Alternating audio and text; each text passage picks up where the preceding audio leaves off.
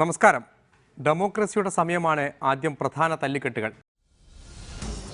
തമിഴ് നാടകത്തിന് തിരശ്ശീല വീഴുന്നു. ഇനി ഗൗണ്ടർ അണ്ണന്മാരെ നയിക്കും.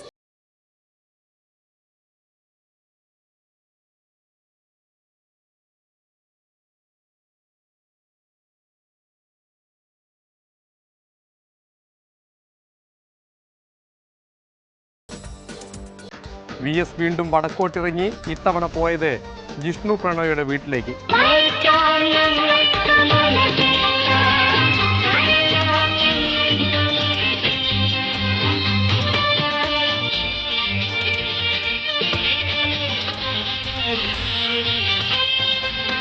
കൊലപാതകികളെ ഉടൻ പിടിക്കണമെന്ന് പിണറായി പോലീസിനോട് VS. അതിനിടയിൽ കാനവും കോടിയേരിയും കൊമ്പ് കോർത്തു. ഒരു മന്ത്രി കൊടുത്തു വിരുന്ന്, BJPയുടെ പ്രസിഡന്റ് കൊടുത്തു വിരുന്നു, ഇനി മറ്റ് നേതാക്കന്മാരൊക്കെ വിരുന്നുമായിട്ട് കുട്ടികളെ വിളിക്കാൻ തുടങ്ങി. വളരെ വേഗം ചർച്ച ചെയ്ത് പരിഹരിക്കാവുന്ന ഒരു വിഷയം മാത്രമേ ആ സമരത്തിന്റെ ആദ്യഘട്ടത്തിൽ ഉയർത്തിയിരുന്നുള്ളൂ. അഴകിന് വിട നൽകി ബിന്ദു കൃഷ്ണയുടെ മുടിദാനം. അതായത് ആദ്യം ആ പെണ്ണിന്റെ ഷേപ്പ് ഒന്ന് മാറ്റണം. സ്വന്തം തന്ത കണ്ടാ പോലും തിരിച്ചറിയരുത്. എങ്ങനെ മാറ്റും? അവളുടെ തല അങ്ങ് വെട്ടിക്കളാൻ ആക്കെ. സീരിയസ് ആയിട്ട് വല്ലതും പറയുമ്പോ ആക്കെ. കൊല്ലം DCCയിൽ നടന്ന പരിപാടി കാഴ്ചക്കാരെ കൊണ്ട് റെക്കോർഡ് നേടി.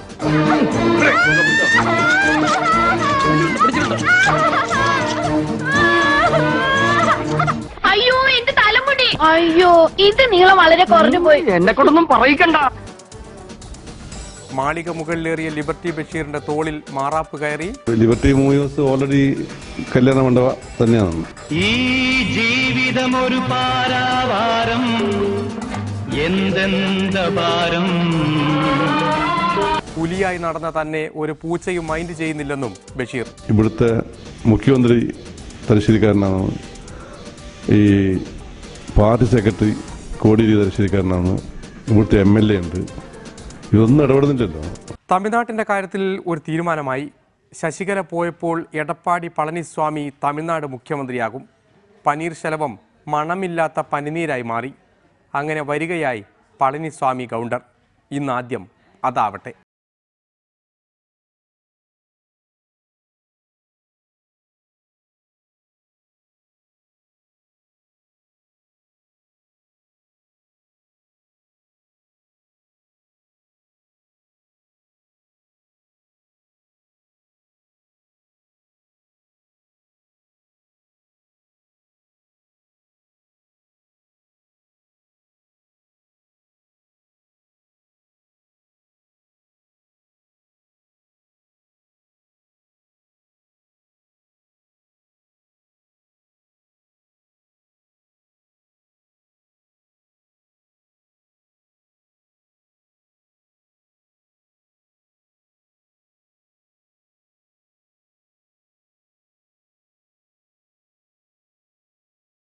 சட்டப்படி அமைக்கப்பட்ட இந்திய அரசியலமைப்பின்பால் உண்மையான நம்பிக்கையும் மாறாப்பற்றும் கொண்டிருப்பேன் என்றும் இந்திய நாட்டின் ஒப்பில்லாத முழு முதல் ஆட்சியும் ஒருமையும் நிலைநிறுத்துவேன் என்றும் தமிழ்நாட்டு அரசின் முதலமைச்சராக உண்மையாகவும் உழைச்சான்றின்படியும் என் கடமைகளை நிறைவேற்றுவேன் என்றும் அரசியலமைப்பிற்கும் சட்டத்திற்கும் இணங்க அச்சமும் ஒருதலை சார்புமின்றி வெறுப்பை விலக்கி பலதரப்பட்ட மக்கள் அனைவருக்கும் நேர்மையானதை செய்வேன் என்றும் ஆண்டவன் மீது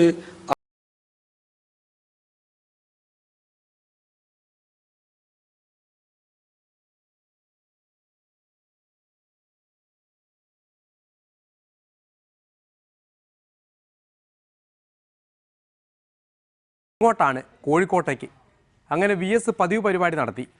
നെയ്യാറ്റിൻകര തെരഞ്ഞെടുപ്പ് ദിവസം TP ചന്ദ്രശേഖരൻ്റെ വീട് സന്ദർശിച്ചതിന് ശേഷം വീണ്ടും ഇതാ വടക്കോട്ടൊരു ഗൃഹസന്ദർശനം. പാമ്പാടി ഹിറ്റ്ലർ അല്ല നെഹ്റു കോളേജിൽ ആത്മഹത്യ ചെയ്ത ജിഷ്ണു പ്രണോയുടെ നാദാപുരത്തെ വീട്ടിൽ VS എത്തി. ഈ മന്ത്രിസഭയിലെ 6 മന്ത്രിമാർ പോയി. മറ്റു പല നേതാക്കളും ആ അമ്മയെയും കുടുംബത്തെയും കാണാൻ പോയി. എന്നാൽ കോഴിക്കോട് പലതവണ ഉണ്ടായിട്ടും പിണറായി മുഖ്യൻ അവിടെ പോയില്ല. അപ്പോൾ പിന്നെ അവിടെ നിർബന്ധമായും ആര് പോകണം? VS പോകണം. എന്നാലല്ലേ ആ കോമ്പിനേഷൻ ഒന്ന് ശരിയാകും.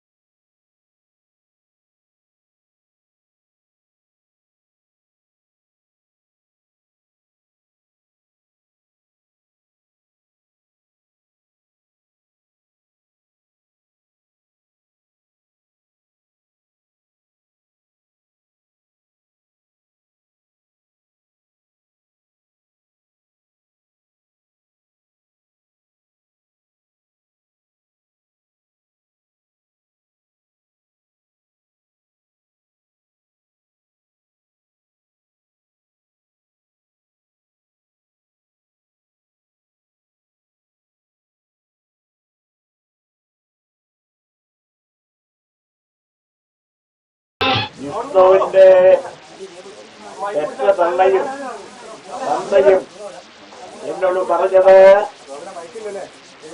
ഈ കോളേജ് മാനേജ്മെന്റ് അവരുടെ മകനെ കൊന്നതാണ് എന്നാണ്. അത് സംബന്ധിച്ച് നല്ലപോലെ തെളിവുകളുണ്ട്. ഇവരുടെ പേരിൽ കേസ്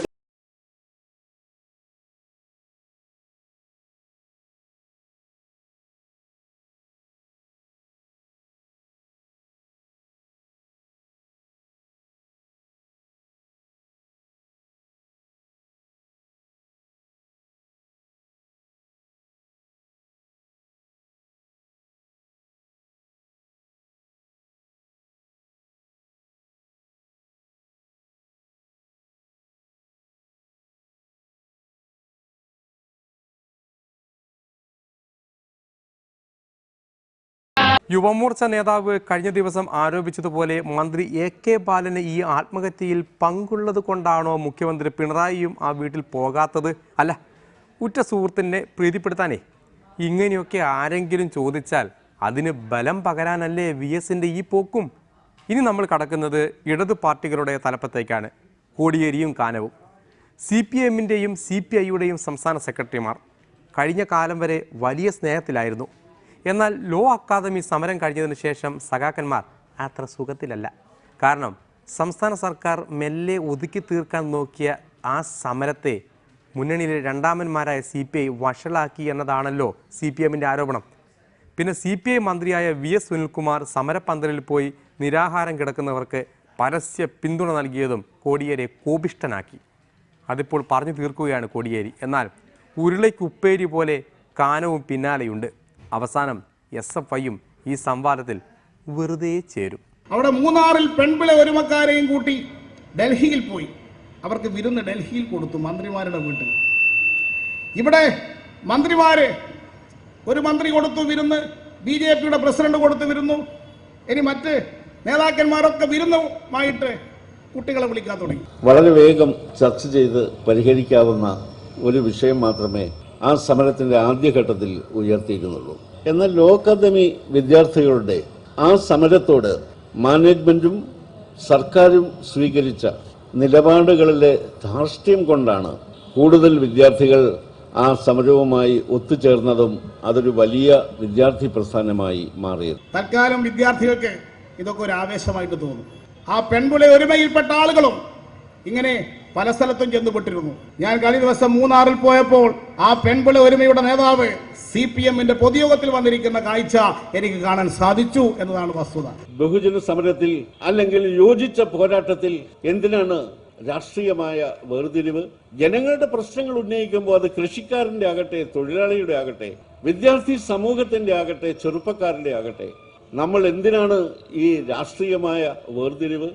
അത് യോജിച്ച ഒരു പോരാട്ടത്തെ ദുർബലപ്പെടുത്തുവോ ശക്തിപ്പെടുത്തുവോ?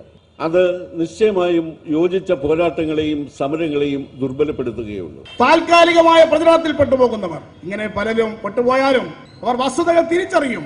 മറ്റു പല സംഘടനകളും ദിവസങ്ങൾക്ക് ശേഷമാണ് ആ സമരത്തിൽ വിദ്യാർത്ഥികൾ ഉന്നയിക്കുന്ന ആവശ്യങ്ങൾ, വിദ്യാർത്ഥികൾക്കിടയിലുള്ള യോജിപ്പ് തിരിച്ചറിഞ്ഞുകൊണ്ട് ആ സമരവുമായി ഒത്തുചേരാൻ തയ്യാറായത് എന്ന് ഈ തലസ്ഥാന നഗരിയിലുള്ളവർക്ക് എല്ലാം അറിയാം. അങ്ങനെ താമസിച്ച് സമരത്തിൽ വരികയും നേരത്തെ കരയ്ക്ക് കയറുകയും ചെയ്ത വിദ്യാർത്ഥി സംഘടനയാണ് ഇന്ന് നിങ്ങൾ എന്ത് നേടി എന്ന് മറ്റുള്ളവരോട് ചോദിക്കുന്നത്. AISF ഏത് സമരത്തിലാണ് ഉണ്ടായതെന്ന് ഞങ്ങൾക്കറിയില്ല. ഞങ്ങൾ നടത്തിയ സമരം എല്ലാവർക്കും അറിയാം. ഈ ലക്കടി ക്യാമ്പസിൽ ഉൾപ്പെടെ, ഇവിടെ നെഹ്റു ക്യാമ്പസിൽ ഉൾപ്പെടെ ഞങ്ങൾ നടത്തിയ സമരങ്ങളെ കുറിച്ച് ഈ കേരളത്തിലെ ജനങ്ങളെല്ലാം കണ്ടതാണ്. ഈ ക്യാമ്പസ് അടിച്ചു തകർക്കുന്ന ഉൾപ്പെടെ ഈ വാർത്ത കേരള സമൂഹത്തിൽ എത്തിക്കുന്നതിൽ നിർണായക പങ്ക് വഹിച്ച, ഈ വിഷയത്തിൽ എല്ലാ ഘട്ടത്തിലും ഇടപെട്ട വിദ്യാർത്ഥി പ്രസ്ഥാനമാണ് SFI. അതുകൊണ്ട് തന്നെ SFIയെ സംബന്ധിച്ച് SFIക്ക് ക്ലാസ് എടുക്കേണ്ട കാര്യമൊന്നും ASFിനില്ല. അതുകൊണ്ട് ഞങ്ങൾക്കറിയാം ഏത് ഘട്ടത്തിൽ സമരം തുടങ്ങണം, ഏത് ഘട്ടത്തിൽ സമരം അവസാനിപ്പിക്കണം. SFIക്കും കോടിയേരിക്കും പിന്നെ ഇങ്ങനെ പറഞ്ഞുകൊണ്ടേയിരിക്കാം. എന്നാൽ കാനം എന്ത് കണ്ടിട്ടാണ് ഇങ്ങനെ പിന്നാലെ കൂടുന്നതെന്നാണ് പലർക്കും അറിയാത്തത് പോലും. അതൊക്കെ പിന്നീട് അറിയുമെന്നായിരിക്കും. ഇടവേളയ്ക്ക് ശേഷം കേശദാനം മഹാദാനം ബിന്ദു കൃഷ്ണയ്ക്കും വേണം അഴക്.